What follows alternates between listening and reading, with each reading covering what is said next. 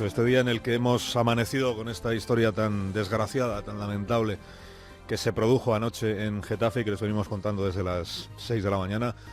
Primero el incendio de una vivienda, un vecino que avisó a los bomberos de que estaba ardiendo uno de los pisos de un inmueble, los bomberos que se van para allá y consiguen sofocar las llamas. Han contado que sin gran dificultad, que aparentemente en principio pensaron que era poca cosa lo que había ocurrido en esa vivienda. Después los bomberos inspeccionan la habitación de esa casa que ha ardido y descubren allí a dos críos muertos. 13 años tenía el niño, 8 años tenía la hermana, la niña. Más tarde la policía es quien recibe otro aviso de que se ha producido un atropello mortal en la estación de tren de Getafe, y cuando se personan allí los agentes hablan con los testigos y confirman que el hombre se lanzó a las vías del tren, es decir, que se quitó voluntariamente la vida. Y por fin lo que apareció anoche fue el vínculo entre estos dos sucesos. El hombre que se ha suicidado en la estación era el padre de los dos niños encontrados muertos y encontrados solos en la vivienda donde se había declarado el fuego. Y esta es la sospecha de los investigadores de la policía en este momento, que el padre primero mató a los críos, prendió fuego a la habitación, cerró la casa con llave y se fue a la estación a suicidarse. Hay una madre, hay una mujer que no estaba en la casa cuando se produjo el incendio, una mujer que está hospitalizada por la crisis nerviosa que sufrió al conocer lo que había ocurrido con sus dos hijos. Y hay una investigación abierta. En caso de que se confirme que los hechos sucedieron como ahora mismo sospechan los investigadores que sucedieron, pues hay una pregunta que de cuando en cuando con sucesos como estos hay que hacerse, ¿no? La pregunta que es: ¿cómo puede pesar más en el ánimo de un hombre el deseo de hacerle daño a la madre o a los críos que el supuesto amor que declara por sus hijos? ¿Y por qué no se quitó él de en medio y punto? Esta otra es la historia de David Carroll, que es un profesor estadounidense, es usuario de Facebook y un buen día se preguntó por qué le llegaban a él todos los bulos sobre Hillary Clinton que alguien fabricó en la campaña de las elecciones presidenciales de 2016. Este profesor es afín al Partido Demócrata y le escamó que le bombardearan en Facebook con manipulaciones, todas en la misma dirección, todas como si alguien estuviera intentando disuadirle de votar a Hillary Clinton. Leyó en los diarios que en estos tiempos de posverdades y de ciudadanos que se informan más por las redes que por los medios tradicionales, los candidatos recurren a consultoras políticas que procesan información sobre los votantes y diseñan campañas de persuasión, y buscando responder a esa pregunta de por qué a mí me llega todo esto sobre Hillary Clinton, se propuso conseguir que la consultora que trabajaba para Donald Trump revelara qué sabe exactamente sobre él, sobre David Carroll, este usuario de Facebook. ¿Qué sabe esa consultora? ¿Cómo lo ha averiguado? ¿Y qué uso ha hecho de todo lo que sabe? It had information about my voter registration, and then it had a political model of my beliefs and a sort of prediction of my participation. Cuenta Carroll que esta consultora ha elaborado una especie de cuadro de previsiones de sus propios comportamientos, incluidas sus actividades políticas, y que lo que ha acudido es a los tribunales a exigir que esta consultora le aclare todo esto que sabe de él y de sus intenciones políticas. ¿Cómo lo sabe? ¿Quién le ha facilitado esos datos? Que me devuelvan mis datos, es el lema, digamos, de la batalla que plantea este profesor.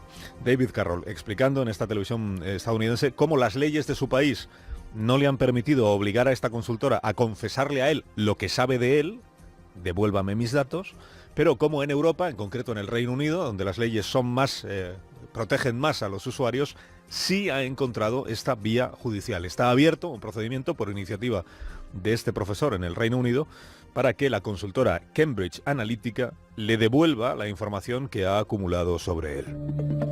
Este es el tema que les venimos contando desde el lunes. Este es el gran tema de la semana en la Unión Europea y también en Estados Unidos, ¿no? Lo de Facebook. ¿Por qué? Porque el escándalo afecta a Facebook, porque es la información que recaba esta red social de sus usuarios, supuestamente de manera confidencial y para fines únicamente académicos, la que ha utilizado la consultora política para llevar a cabo sus campañas de persuasión. Es decir, personas que utilizan Facebook y que se instalaron una aplicación cuya finalidad, eso se les dijo, era conocer mejor sus intereses pero con fines puramente académicos y no para ofrecerle esa información a nadie, aportaron un montón de información que ha acabado en manos de esta empresa, Cambridge Analytica, que utiliza la información que tiene sobre millones de personas para ayudar a sus clientes, que son los que pagan, a conseguir lo que esos clientes pretenden. Por ejemplo, ganar unas elecciones, por ejemplo, ganar un referéndum sobre el Brexit.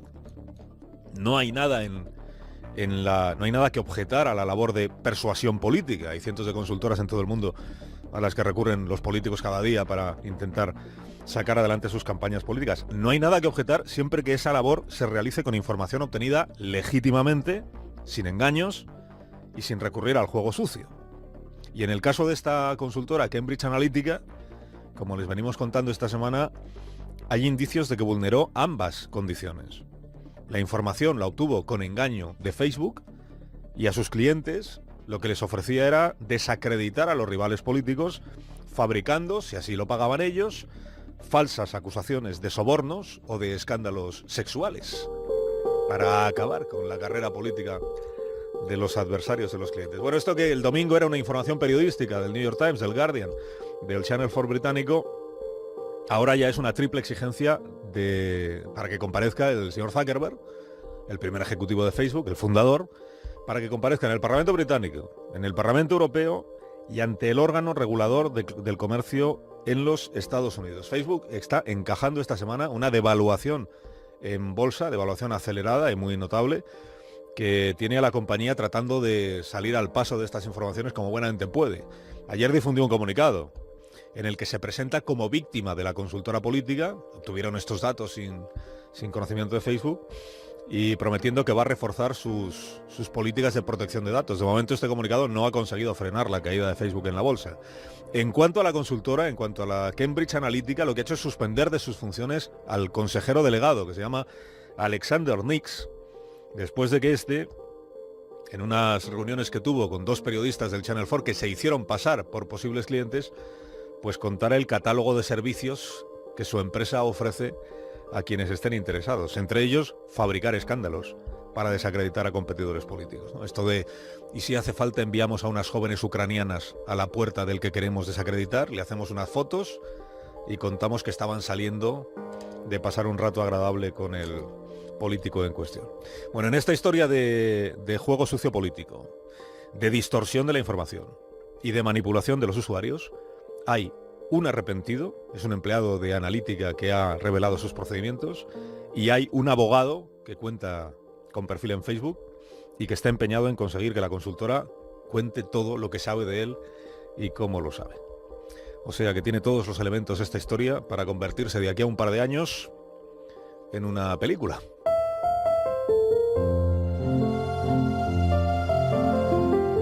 Pero lo del serial catalán, miren, ya es una parodia del propio serial. Es autoparódico el serial. Empezando, con su permiso hoy por el spoiler, les voy a destripar el episodio programado para este miércoles. Lo que va a suceder es que Roger Botono Torrent, el presidente del Parlamento, va a anunciar que abre otra ronda de contactos con los grupos. Lleva 3 meses de ronda en ronda este hombre y luego no se aclara nunca quién la paga, al cabo de la cual pues propondrá a Turull como... Esto de la ronda solo sirve para darle apariencia parlamentaria al despropósito en el que siguen los Puigdemones.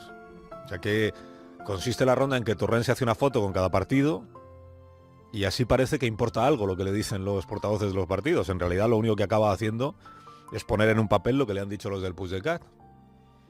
En enero, acuérdense, le dijeron pon a Puigdemont de candidato y él lo puso. Y luego se buscó una coartada para no ponerle fecha al pleno de investidura. A principios de este mes le dijeron pon a Jordi Sánchez de candidato y él lo puso. Y luego se buscó una coartada para dar largas a la investidura. Bueno, hoy lo que hará es poner a Jordi Turull como candidato y se dice que poner fecha al pleno de investidura para la próxima semana. Ya lo veremos. Atención al contradios que ha protagonizado el Puigdecat en estos últimos días. Han propuesto a Jordi Sánchez como candidato y ayer resulta que Jordi Sánchez le dice a los jueces del Supremo que él va a abandonar su escaño y a retirarse de la vida política. ¿Y entonces por qué lo propusieron como candidato? Dice, hola, queremos investir a presidente a un ciudadano que en breve dejará su escaño. Y no les cambia la cara contándolo. ni se les cae, ¿no? Dice, queremos hacer alcalde a un vecino que en breve se marchará a otro país. Y así todo. Ahora están con lo de Turull, que es el siguiente en el casting. Este fue el escudero de Puigdemont en el 1 de octubre. No tiene intención de retirarse, que se sepa, ni de dejar su escaño. No está en prisión preventiva.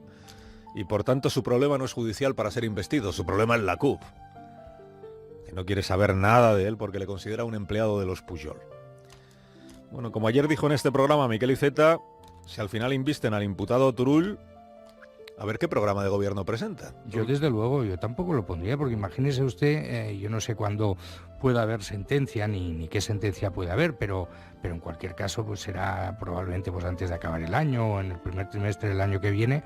Tú no puedes tener una persona que, aunque no esté en prisión preventiva, pues tiene que trabajar con sus abogados. Todo lo que diga o haga puede ser interpretado a la luz de un proceso judicial abierto. Si el candidato hace un discurso de investidura en el que promete a la CUP reincidir en todo aquello de la presunta rebelión y la presunta sedición, pues el juez toma nota y le manda a la prisión preventiva de nuevo.